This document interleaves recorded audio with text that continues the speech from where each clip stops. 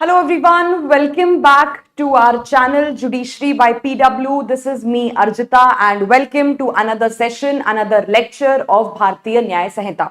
तो आज एक बहुत ही इंपॉर्टेंट चैप्टर हम स्टार्ट करने जा रहे हैं which is your general exceptions section number 14 से, जो कि आपके स्टार्ट होते हैं। नाउ जनरल एक्सेप्शंस को देखिए पढ़ना बहुत ही ज्यादा इंपॉर्टेंट है, क्योंकि यहां से चाहे आप किसी भी एग्जाम की तैयारी कर रहे हैं, चाहे वो जुडिशरी हो, चाहे वो पब्लिक प्रोसिक्यूटर एग्जाम्स हो, चाहे वो यूजीसी नेट हो, चाहे वो कोई और आपका लॉ एंट्रेंस एग्जाम हो, यहाँ पे तो जनरल एक्सेप्शन से बहुत सारे क्वेश्चंस पूछे जाते हैं। और जो पूरा ही जनरल एक्सेप्शन का चैप्टर है, ये पूरा ही चैप्टर आपके लिए इंपॉर्टेंट है। मतलब इसमें जो प्रोविजंस आपको बताए गए हैं, जो आपको इलस्ट्रेशंस दिए गए हैं, जो आपको इसके साथ साथ यहाँ पे कुछ कुछ पॉइंट्स एक्स्ट्रा बताए गए हैं, सभी कुछ इंपॉर्टेंट है। केस लॉज भी इंपॉर्टेंट है, तो सारे हम डिस्कस करेंगे when we are covering this part of general exception. Alright, तो जैसा कि मैंने बताया कि यहाँ पे जो आपका जनरल एक्सेप्शन का पार्ट है भारतीय न्याय संहिता में, वो स्टार्ट हो जाता है कहां से? सेक्शन नंबर 14 से। ठीक है, अब जो सेक्शन नंबर 14 है स्टूडेंट्स, ये आपको बताता है किसके बारे में? मिस्टेक ऑफ फैक्ट के बारे में। ठीक है, इसको हम शॉर्ट फॉर्म में लिखेंगे मिस्टेक ऑफ फैक्ट। इसको आप हिंदी में कह सकते हैं तथ्य की भूल, यहां पे जहां पे फैक्ट्स को समझने में गलती होती है। राइट, अब यहां पे एक चीज ध्यान से देखिए कि सेक्शन 14 में कुल मिला के दो बातें आपको बताई गई हैं, दो पॉइंट्स आपको बताए गए हैं।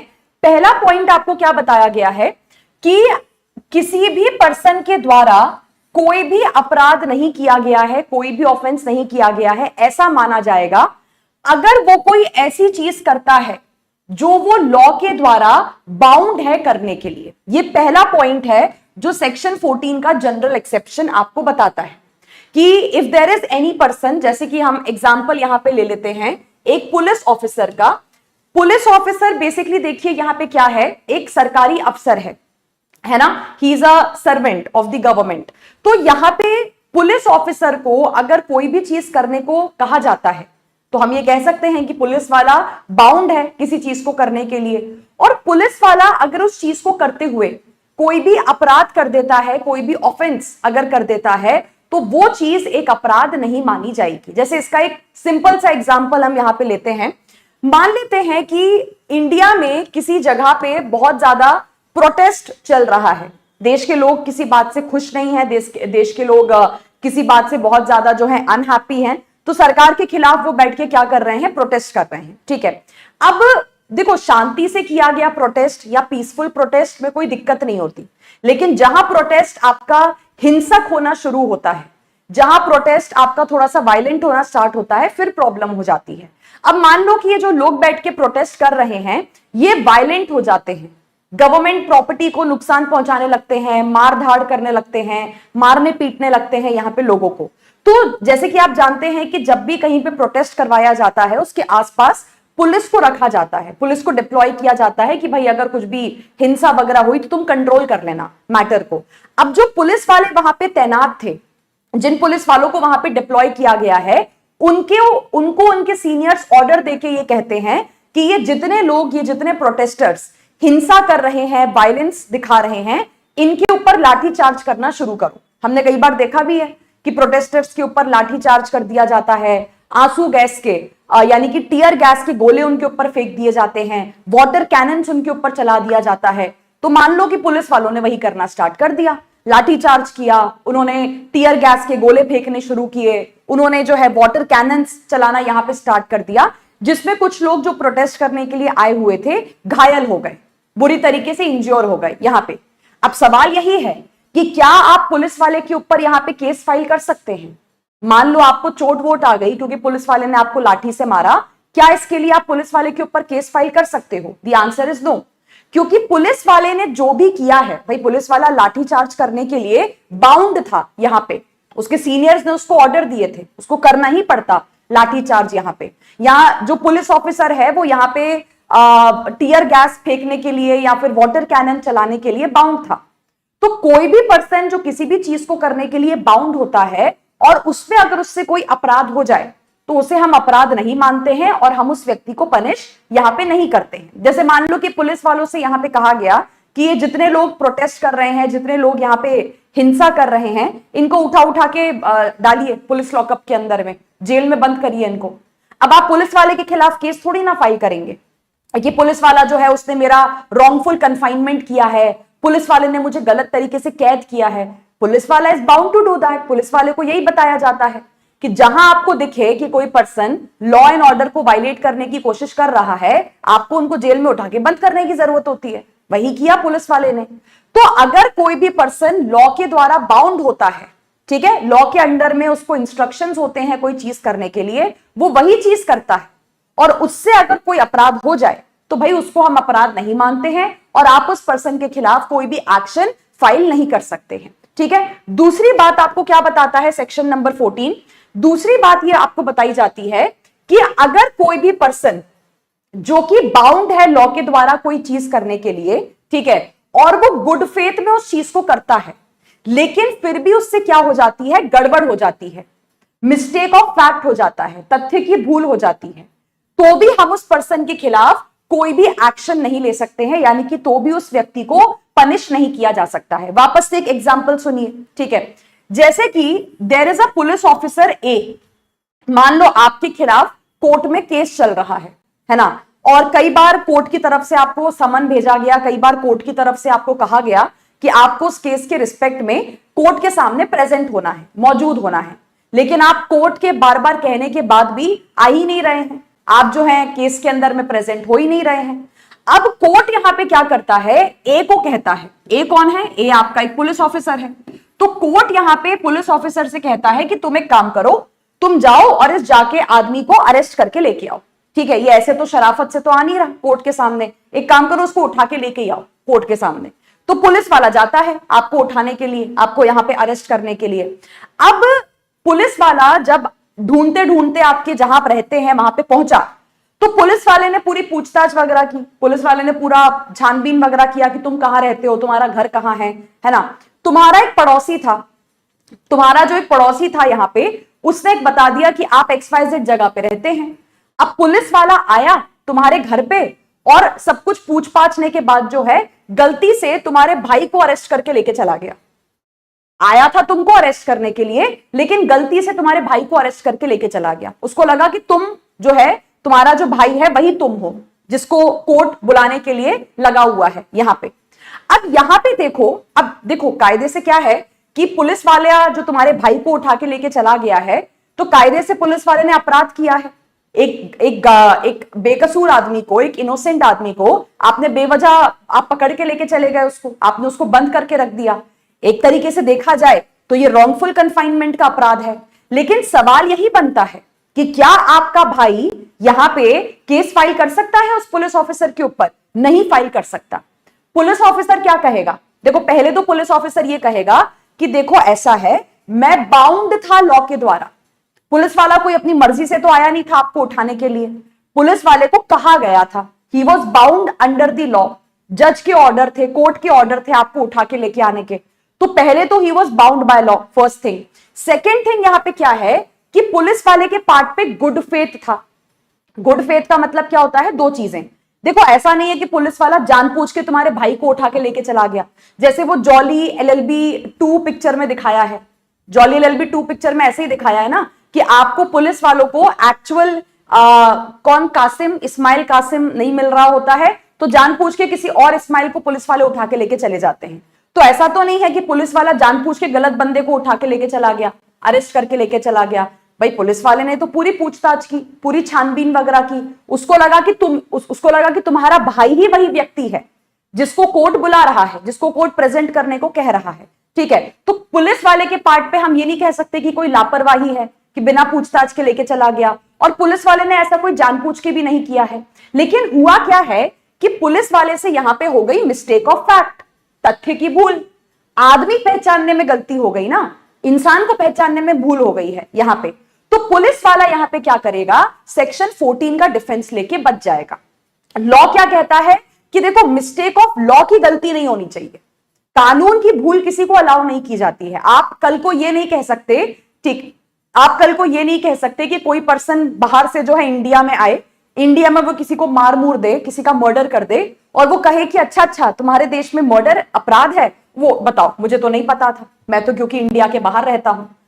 कानून की जो भूल होती है किसी पर्सन को अलाउ नहीं की जाती, चाहे आप देश के हैं चाहे आप देश के बाहर के हैं। लेकिन अगर आपसे कोई मिसअंडरस्टैंडिंग होती है, अगर आपसे कोई चीज किसी सिचुएशन को समझने में गड़बड़ी हो जाती है, किसी खास करके पब्लिक सर्वेंट से या किसी ऐसे पर्सन से जो लॉ के अंदर में बाउंड होता है, तो वो पर्सन सेक्शन 14 का बेनिफिट लेके बच सकता है। तो सेक्शन 14 में मेन चीज क्या है? पहली चीज यहां पे क्या है कि हम एक ऐसे पर्सन के बारे में बात कर रहे हैं जो कि बाउंड है लॉ के द्वारा, ठीक है, जिसके ऊपर किसी तरीके की लीगल ड्यूटी है, जो बाउंड है लॉ के द्वारा किसी चीज को करने के लिए। जैसे पुलिस वाला अपने सीनियर के ऑर्डर्स के मिलने के बाद बाउंड होता है तुमको अरेस्ट करने के लिए, या तुम्हारे ऊपर लाठी चार्ज करने के लिए, या तुम्हारे ऊपर आंसू गैस के गोले फेंकने के लिए।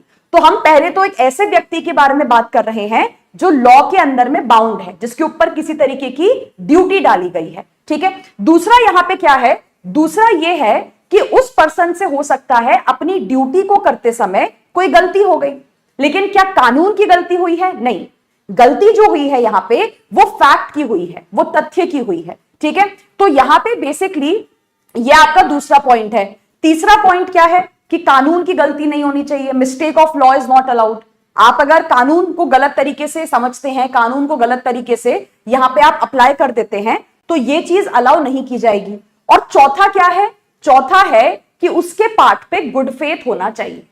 गुड फेथ का मतलब कि अगर उस पर्सन ने कुछ भी गलती करी है, जैसे पुलिस वाला गलती से आपके भाई को अरेस्ट करके लेके चला गया, तो ऐसा नहीं है कि पुलिस वाले ने ऐसा जानबूझ के किया या ये सब कुछ पुलिस वाले की लापरवाही की वजह से हुआ है। पुलिस वाला पूरा चेक वेक करके, सारा जांच पड़ताल वगैरह करके फिर कहीं जाके आपके भाई को अरेस्ट करके लेके गया है। तो यहां पे अगर गुड फेथ है, ठीक है, प्रॉपर केयर और कॉशन है और कोई जानबूझ के गलती नहीं की गई है, तो ये आपका एक अपराध नहीं माना जाएगा। पुलिस वाला क्या कर सकता है? सेक्शन 14 का बेनिफिट ले सकता है। तो यहां पे हम कुछ एग्जांपल्स देख लेते हैं, जैसे जो इलस्ट्रेशन दिए गए हैं बेयर एक्ट के, क्योंकि ये इंपॉर्टेंट है, यहां से एग्जाम में सवाल पूछा जाता है। तो यहां पे पहले क्या लिखा है कि जैसे एक सोल्जर है, ए का जो सुपीरियर है, मतलब ए का जो सीनियर है, वो ए से कहता है कि आपको क्या करना है, एक भीड़ है, मॉब है, मॉब जो है वो वायलेंट हो रही है, भड़क रही है, हिंसक हो रही है यहां पे, तो ए को कहा जाता है उसके सीनियर के द्वारा कि आप इस भीड़ के ऊपर गोली चला दीजिए। अब जैसा कि यहां पे उसको कमांड किया गया था ए को, ए ने वैसा ही किया, ए ने यहां पे गोली चला दी। अब गोली चलाने की वजह से अगर कोई पर्सन मर जाए या किसी को चोट वोट आ जाए, तो उसके लिए ए जिम्मेदार नहीं माना जाएगा, क्योंकि ए यहां पे बाउंड था अपने सीनियर के ऑर्डर्स को फॉलो करने के लिए, जैसा उसके सीनियर ने कहा वैसा वैसा उसने किया, तो वो एक अपराध नहीं है। दूसरा यहां पे क्या दिया है? अब देखो दूसरा जो एग्जांपल मैंने आपको दिया, ए जो है वो कोर्ट का एक ऑफिसर है, ए से कहा जाता है कि भाई जाइए और जाके वाई को अरेस्ट करके लेके आइए। ए यहां पे पूरी पूछताछ करने के बाद, पूरी इंक्वायरी वगैरह करने के बाद अरेस्ट करके लेके आता है एक पर्सन को। अच्छा, ए से गलती क्या हो जाती है? उसको लगता है कि जेड वो पर्सन है जिसे कोर्ट ने अरेस्ट करने को कहा है, तो वो गलती से जेड को अरेस्ट करके लेके आ जाता है बजाय कि वाई के। तो यहां पे अब आपने गलत पर्सन को अरेस्ट किया है। अब चाहे तो ये गलत पर्सन आपके ऊपर केस फाइल कर सकता है कि सर आपने मुझे अननेसेसरी अरेस्ट कर लिया, अननेसेसरी उठा के जेल में डाल दिया, लेकिन नहीं केस फाइल कर पाएगा। क्यों?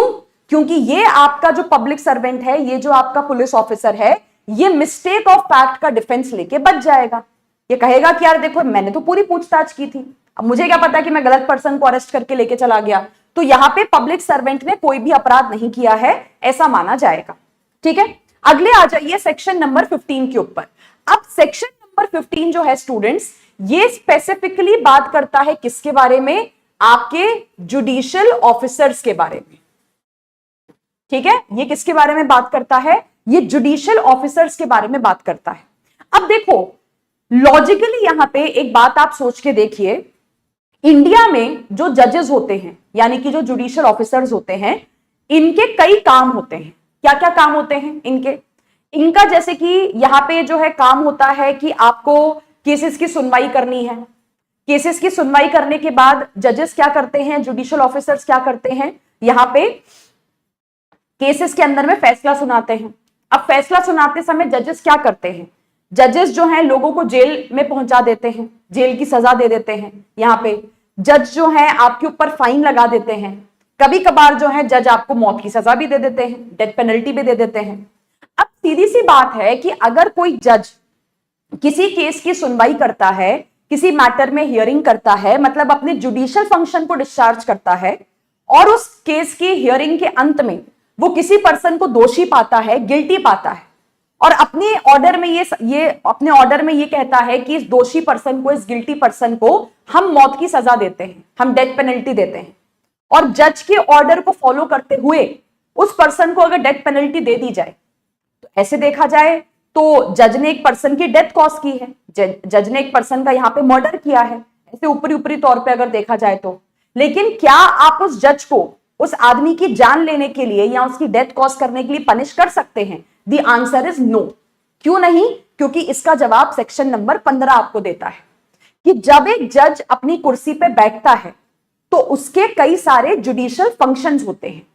केसेस की सुनवाई करना, केस की सुनवाई के बाद जिस आदमी ने अपराध किया है उसको सजा सुनाना, उस सजा को उसको दिलवाना, ये सारे जज के काम हैं, ये सारे उसके जुडिशियल फंक्शंस हैं। तो जुडिशियल फंक्शन देते में या जुडिशियल फंक्शन करते समय अगर कोई भी अपराध होता है तो जज उसके लिए लायबल नहीं है। जज ने अगर किसी को मौत की सजा दिलवा दी, फांसी की सजा दिलवा दी, तो जज उस आदमी की मौत के लिए जिम्मेदार नहीं मान लिया जाएगा, क्योंकि वो जज का काम था। उसने जो भी किया एज अ जज किया, एज अ जुडिशियल ऑफिसर किया। अब आप थोड़ी ना सुप्रीम कोर्ट के जो जजेस, लास्ट इंडिया में डेथ पेनल्टी कौन सी दी गई थी? निर्भया गैंगरेप केस में दी गई थी, उसके बाद से तो दी नहीं गई है। तो अब सुप्रीम कोर्ट के जजेस को आप थोड़ी ना लायबल ठहराओगे कि तुम्हारी वजह से 4 लोग मर गए, तुमने निर्भया रेप केस के जो 4 कॉन्विक्ट्स थे, तुमने उनकी जान ले ली, तुमने उनको फांसी की सजा दे दी।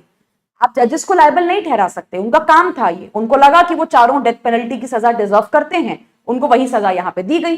तो यहां पे सेक्शन नंबर 15 क्या कहता है कि जब भी कोई जज जुडिशियली अपना काम कर रहा है ना, अपने जुडिशियल फंक्शंस को डिस्चार्ज कर रहा है, और वहां पे अगर गुड फेथ में उन्होंने कोई भी डिसीजन दिया है, देखो अगेन वही बात है, जज के पार्ट पे, ठीक है, जज के पार्ट पे पहले तो कोई लापरवाही नहीं होनी चाहिए।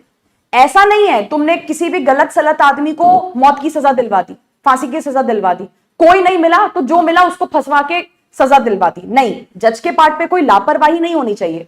जज ने पूरे एविडेंसेस देखे हों, सारे सबूत देखे हों, जज को जो पर्सन गिल्टी लगा हो, जो दोषी लगा हो, उसको फिर जज ने यहां पे सजा सुनाई हो। तो आपके पार्ट पे कोई मैलिस नहीं होना चाहिए कि जानबूझ के किसी बेकसूर आदमी को तुमने सजा दे दी, और दूसरा आपके पार्ट पे कोई लापरवाही नहीं होनी चाहिए, है ना। ऐसा नहीं है कि बिना सबूत देखे, बिना एविडेंस देखे जो प्रोसिक्यूशन लाया बस उसको रिलाय करके हमने किसी भी पर्सन को सजा दे दी। ऐसे तो जजेस काम नहीं करते हैं। जजेस सारे एविडेंस देखते हैं, एविडेंस में लगता है आदमी ने अपराध किया है तो सजा देते हैं, वरना नहीं देते हैं। तो जज के पार्ट पे अगर गुड फेथ है और गुड फेथ रखते हुए आपने अगर अपनी जुडिशियल पावर को यहां पे डिस्चार्ज किया है, ठीक है, जो आपको लॉ के अंदर में दी गई है, तो वो चीज एक अपराध नहीं मानी जाएगी। तो सेक्शन नंबर 15 किसके बारे में बात कर रहा है? हम सिर्फ एक जज के बारे में बात कर रहे हैं। ये वाला जो पर्टिकुलर सेक्शन है ये सिर्फ आपके जुडिशियल ऑफिसर्स के ऊपर अप्लाई होता है। और दूसरा, जज की बात भी कब कर रहे हैं? जब वो जज अपने जुडिशियल फंक्शंस को डिस्चार्ज कर रहा होता है, यानी कि जब जज केसेस की सुनवाई करता है, जब वो केसेस में डिसीजन सुनाता है, जब वो किसी पर्सन को यहां पे सजा देता है, ठीक है। तीसरी चीज यहां पे क्या है कि जज ने जो भी कुछ किया है, उनको जो भी पावर दी गई है उसको यूज करते हुए कहा है। भाई जज के पास पावर होती है ना, इंडिया में जो हम सीआरपीसी में पढ़ते हैं या भारतीय नागरिक सुरक्षा संहिता में पढ़ते हैं कि अलग अलग कोर्ट्स को पावर दी जाती है ना, कि तुम ये सजा सुना सकते हो, तुम ये पनिशमेंट दे सकते हो, तुम इस तरीके के मैटर्स को डील कर सकते हो, ट्राई कर सकते हो। तो जो जज को पावर दी गई है, जो उसको ज्यूरिसडिक्शन दिया गया है, वही किया है उसने, उसी हिसाब से केसेस की सुनवाई की है, उसी हिसाब से केस में फैसला सुनाया है। और चौथा पॉइंट यहाँ पे क्या है कि जज के पार्ट पे यहाँ पे क्या होना चाहिए? गुड फेथ होना चाहिए, ठीक है। गुड फेथ होना is very much important. Good faith का मतलब क्या है कि जज ने अपनी पावर को मिसयूज नहीं करा होना चाहिए।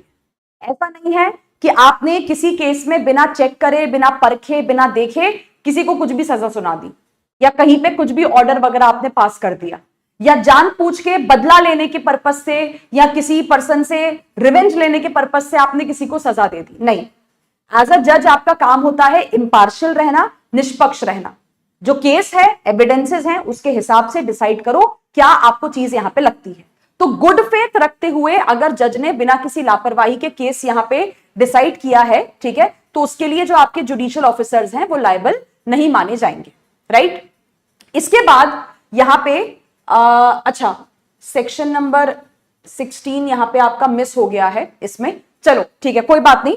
सेक्शन नंबर 16 में आपको ऐसे पढ़ के समझा देती हूं कि सेक्शन नंबर 16 में क्या लिखा हुआ है। जस्ट अ सेकेंड, यहाँ पे शायद पीपीटी में डालने में मिस हो गया है वो, तो कोई बात नहीं, सेक्शन नंबर 16 हम ऐसे ही कवर कर लेते हैं। अगेन बहुत ही सिंपल सा सेक्शन है, ठीक है। अब देखो सेक्शन नंबर 16 क्या कहता है, इसको हम यहाँ पे आ जाते हैं।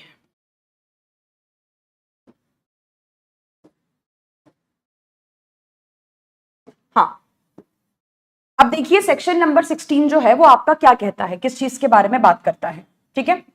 देखो सेक्शन नंबर 16 उन लोगों के बारे में बात करता है जो कि कोर्ट के, ठीक है, जो कि कोर्ट के क्या करते हैं, किसी भी ऑर्डर या किसी भी जजमेंट को फॉलो करते हुए कोई भी एक्शन लेते हैं।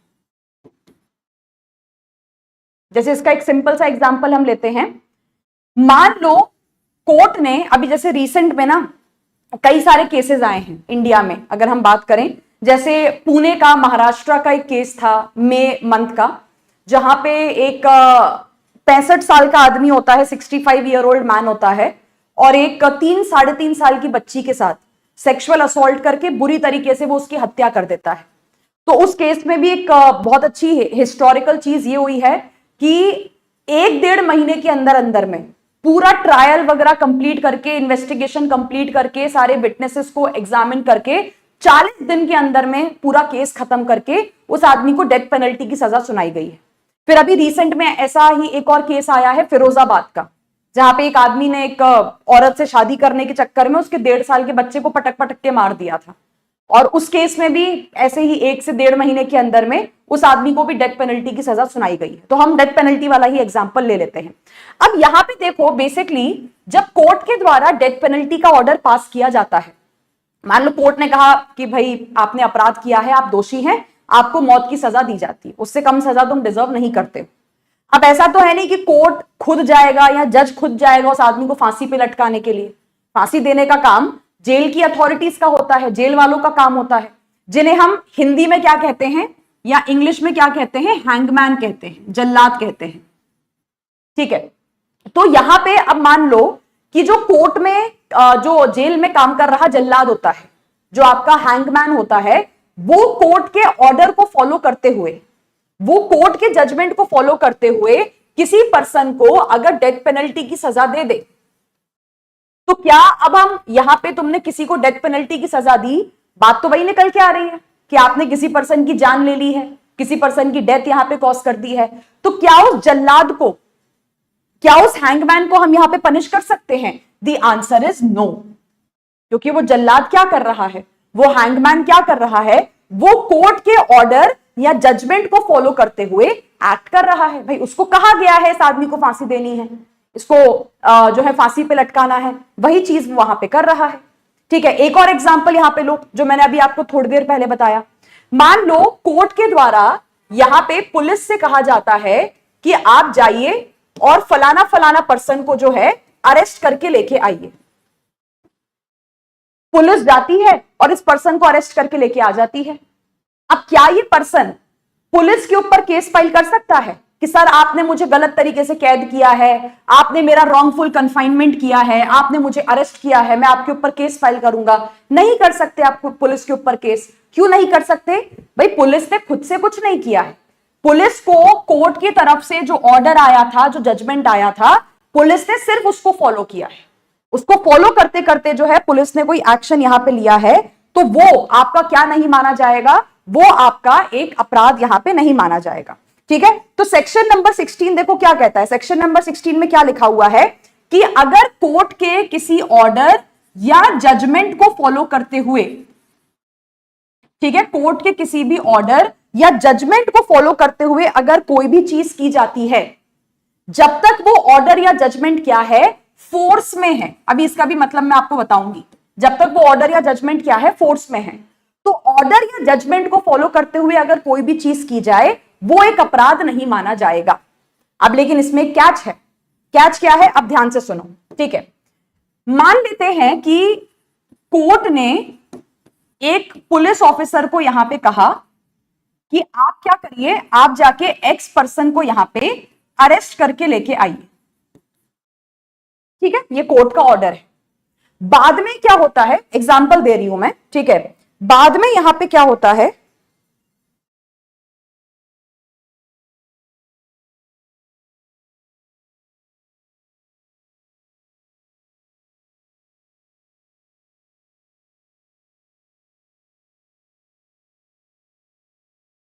आई एम तो सॉरी, हाँ, बाद में यहां पे क्या होता है, बाद में जो पुलिस यहां पे सुप्रीम कोर्ट है लेट्स से, तो सुप्रीम कोर्ट यहां पे क्या करता है, कोर्ट के इस ऑर्डर के ऊपर यहां पे स्टे लगा देता है। सुप्रीम कोर्ट यहां पे क्या करता है, कोर्ट के उस ऑर्डर के ऊपर यहां पे स्टे लगा देता है। कोर्ट जो है वो यहां पे सुप्रीम कोर्ट जो है पुलिस ऑफिसर से मतलब ये कहता है कि अब आपको एक्स को अरेस्ट करने की जरूरत नहीं है, हम आपके उसके ऊपर क्या लगाते हैं, यहां पे स्टे लगाते हैं। अब लेकिन सवाल यह है कि अगर उसके बाद भी ये पुलिस ऑफिसर्स एक्स को अरेस्ट करने के लिए चले गए, फिर ये क्या नहीं कर पाएंगे, ये सेक्शन नंबर 16 का बेनिफिट यहां पे नहीं ले पाएंगे। क्यों नहीं ले पाएंगे सेक्शन 16 का बेनिफिट, ये क्योंकि अब क्या हो चुका है, सेक्शन नंबर 16 में क्या लिखा है कि आपने कोर्ट के किसी ऑर्डर या जजमेंट को फॉलो किया होना चाहिए, लेकिन वो ऑर्डर या जजमेंट ऐसा हो जो कि क्या है, जो कि इन फोर्स है, मतलब उसको लागू किया गया है, मतलब उसको हटाया नहीं गया है, उस पर कोई स्टे नहीं लगा है, या वो ऑर्डर या जजमेंट कैंसिल नहीं किया गया है। अब यहां पे लेकिन क्या हुआ है, यहां पे उस ऑर्डर या उस जजमेंट के ऊपर सुप्रीम कोर्ट स्टे लगा चुका है, और ये बात पुलिस वाले जानते हैं। फिर भी अगर पुलिस वाले उसके बाद भी उस आदमी को अगर अरेस्ट करने के लिए चले गए, तो ये क्या हो जाएगा, ये मिसयूज ऑफ अपनी पावर हो जाएगा। और अब यहां पे पुलिस वाले अगर उस आदमी को अरेस्ट करके लेके आ गए, तो फिर ये सेक्शन नंबर 16 का बेनिफिट नहीं ले पाएंगे, ठीक है। अब पुलिस वाले ये नहीं कह पाएंगे कि अरे हमारी क्या गलती है, हमने अरेस्ट किया तो क्या हो गया, हम तो कोर्ट के ऑर्डर को फॉलो कर रहे थे। नहीं, आप कोर्ट के एक ऐसे ऑर्डर को, एक ऐसे जजमेंट को फॉलो कर रहे हो जो अब फोर्स में नहीं है, उसको हटाया जा चुका है, उसको रिमूव किया जा चुका है, तो उसके लिए आप लायबल माने जाएंगे, ठीक है। दूसरी बात यहां पे क्या लिखी हुई है, दूसरी बात यहां पे लिखी है कि अगर मान लो किसी कोर्ट के द्वारा कोई ऐसा ऑर्डर या कोई ऐसा जजमेंट पास किया जाता है, और अगर कोर्ट के पास उस ऑर्डर या उस जजमेंट को पास करने का ज्यूरिसडिक्शन ही नहीं था, ज्यूरिसडिक्शन मतलब ऐसा समझ लो कि कोर्ट के पास वो ऑर्डर या जजमेंट पास करने की पावर ही नहीं थी, अथॉरिटी ही नहीं थी, ठीक है। अब उसके बाद भी यहां पे एक मान लेते हैं कि कोर्ट ने मान लो एक्स यहां पे कहा था पुलिस ऑफिसर को कि आपको जाके क्या करना है, किसी पर्सन को अरेस्ट करके लेके आना है, ठीक है। अब जो पुलिस वाला है, चलो हो सकता है जज को नहीं पता था, कोर्ट को नहीं पता था कि हम एक ऐसे ऑर्डर में फैसला दे रहे हैं, हम एक ऐसे मैटर में जजमेंट पास कर रहे हैं जिसका ज्यूरिसडिक्शन हमारे पास नहीं है। लेकिन मान लो पुलिस ऑफिसर ये बात अच्छी तरीके से जानता था कि अरे ये जज साहब अरेस्ट करने का ऑर्डर पास कर रहे हैं, लेकिन इनके पास तो ज्यूरिसडिक्शन ही नहीं है, इनके पास तो पावर ही नहीं है यहां पे अरेस्ट का ऑर्डर पास करने की। तो चलो जज को वो बात नहीं पता है, लेकिन आपको तो वो बात पता है ना। लेकिन फिर भी पुलिस वाला क्या करे, फिर भी पुलिस वाला अगर कोर्ट के उस ऑर्डर को फॉलो करते हुए अरेस्ट करने के लिए चला जाए उस व्यक्ति को, तो अब तो ये गलत हो गया ना। मतलब अब आप यहां पे जानते हैं कि कोर्ट के उस ऑर्डर की वैल्यू नहीं है, कोर्ट गलत ऑर्डर पास कर रहा है, फिर भी तुम जाके किसी पर्सन को अरेस्ट करके लेके आ रहे हो, मतलब आप अपनी पावर को यहां पे मिसयूज कर रहे हो। तो सेक्शन नंबर 16 जो है वो देखो कुल मिला के 3 बातें कहता है। पहली बात वहां पे क्या लिखी है, पहली बात ये लिखी है कि कोर्ट का अगर कोई भी यहां पे जजमेंट दिया जाता है या कोर्ट कोई भी अपना यहां पे ऑर्डर पास करता है, तो उस जजमेंट या उस ऑर्डर को फॉलो करते हुए अगर आप कोई भी चीज करते हैं, कोई भी एक्ट करते हैं, तो वो क्या नहीं माना जाएगा, वो एक अपराध नहीं माना जाएगा। लेकिन दो कंडीशंस हैं। दो कंडीशंस क्या है कि ये जो जजमेंट है या ये जो ऑर्डर है आपका, पहली बात तो ये फोर्स में रहना चाहिए, मतलब कि इसे हटाया नहीं गया है, इसे स्ट्रक डाउन नहीं कर दिया गया है, इसे रिमूव नहीं कर दिया गया है। और तीसरी बात यहां पे क्या है कि वो जजमेंट या वो जो ऑर्डर है आपका, है ना, वो अगर विदाउट ज्यूरिसडिक्शन पास किया गया है तो ये बात इस पर्सन को नहीं पता होनी चाहिए जो उस ऑर्डर या जजमेंट के ऊपर एक्ट कर रहा है। क्योंकि अगर आप ये बात अच्छी तरीके से जानते हैं कि वो जजमेंट या वो जो ऑर्डर है वो आपका स्टक डाउन किया जा चुका है, वो हटाया जा चुका है, ठीक है, आप ये बात अच्छी तरीके से जानते हैं कि वो ऑर्डर या जो जजमेंट आया है वो पास करने का कोर्ट के पास ज्यूरिसडिक्शन ही नहीं है, उसके बाद भी अगर आप उस चीज के ऊपर एक्ट करते हो तो फिर वो पुलिस वाला जो है वो अंदर चला जाएगा और उसको सेक्शन नंबर 16 का बेनिफिट यहां पे नहीं मिल पाएगा। ठीक है, नाउ सेक्शन नंबर 17 और सेक्शन नंबर 18 जो है इसको हम कल कवर करेंगे, कल की क्लास में। Before I and the session एक जानकारी आप सब लोगों को मैं यहां पे दे दूं, और वो ये है कि स्टूडेंट्स अगर आप किसी भी कॉम्पिटिटिव एग्जाम की तैयारी कर रहे हैं, चाहे जुडिशरी हो, चाहे आपके पब्लिक प्रोसिक्यूटर एग्जाम्स हो, चाहे बैंकिंग एग्जाम्स हो, या फिर अगर हम बात करते हैं आपके जो यहाँ पे आपके ड्राफ्टिंग अगर आप सीखना चाहते हैं यहाँ पे वकालत करने के पर्पज से, so there are multiple exams, there are multiple courses जो कि जुडिशरी बाय पीडब्ल्यू के चैनल पे आपको ऑफर किए जाते हैं। तो किसी भी कोर्स या किसी भी बैच को ज्वाइन करने के लिए आप हमारी वेबसाइट पे विजिट कर सकते हो, मोबाइल एप्लीकेशन पे भी विजिट कर सकते हो, ठीक है, या फिर आप जो है हमारे डिस्क्रिप्शन बॉक्स में एक नंबर दिया हुआ है, वहां पे जाके आप उस नंबर पे भी कॉन्टैक्ट कर सकते हैं। So thank you so much once again.